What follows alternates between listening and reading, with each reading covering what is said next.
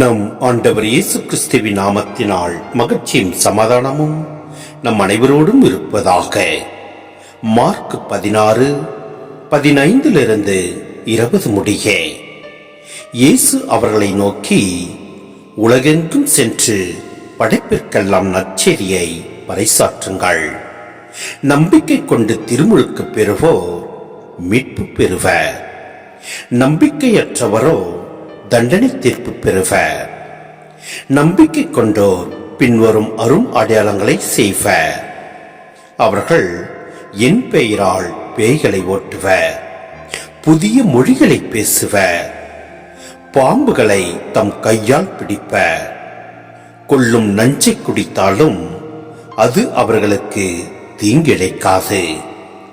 அவர்கள் உடல் நலமற்றோர் மீது கைகளை வைக்க அவர்கள் குணமடைவர் என்று கூறினார்.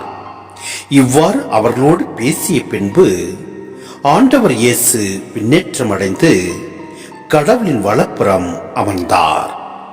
அவர்கள் புறப்பட்டு சென்று எங்கும் நற்செய்தியை பறைசாற்றினர்.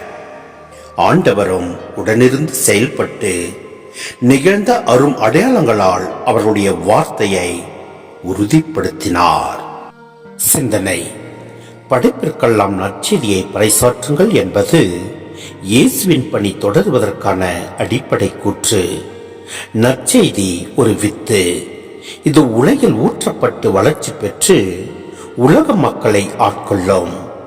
நற்செய்தி அனைத்து மக்களுக்கும், அனைத்து சூழல்களிலும், அனைத்து பாணிகளிலும் அறிவிக்கப்பட வேண்டும். திருமுழுக்கு பெற்றவர்களின் பணியாக இது இருக்க வேண்டும்.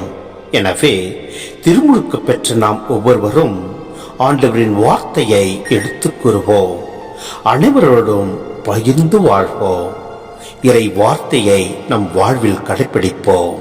எல்லாம் வல்ல இறைவன் நம்மை நிறைவாய் ஆசீர்வதிப்பார். ஆமென்.